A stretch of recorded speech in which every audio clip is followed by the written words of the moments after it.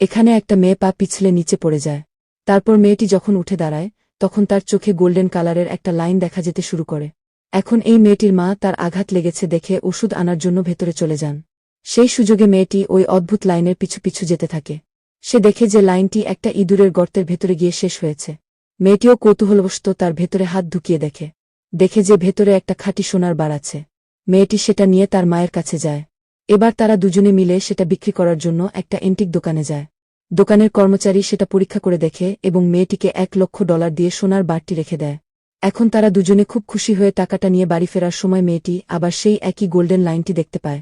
এবার মেয়েটি তার মাকে বাড়ি যেতে বলে নিজে সেই লাইনের পিছু পিছু রওনা হয়।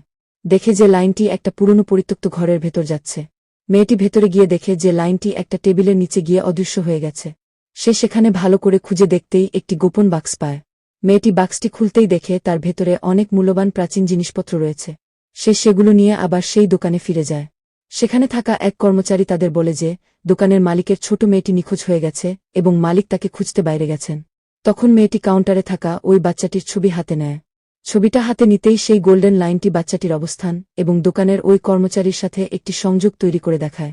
মেয়েটি তখনই আসল রহস্য বুঝতে পারে এবং বলে, আমি জানি মেয়েটি কোথায় আছে, মালিককে এখনই এখানে ডাকুন। দোকানের মালিক চলে আসার পর মেয়েটি বলে, আপনার মেয়ে ওই স্টোর রুমের ভেতরেই আছে। এটা শুনে অপরাধী কর্মচারীটি মেয়েটিকে আটকানোর চেষ্টা করে, কিন্তু মালিক তাকে ধমক দিয়ে শান্ত থাকতে বলেন। এবার মেয়েটি সেই লাইনের পিছু পিছু ভেতরে যায়। দেখে যে লাইনটি একটি আলমারির সামনে গিয়ে থেমেছে। মেয়েটি আলমারিটি খুলতেই দেখে নিখোঁজ হওয়া সেই ছোট্ট বাচ্চাটিকে মুখ বেঁধে ভেতরে বন্দী করে রাখা হয়েছে। এভাবেই মেয়েটি তার অলৌকিক ক্ষমতা দিয়ে বাচ্চাটিকে উদ্ধার করে।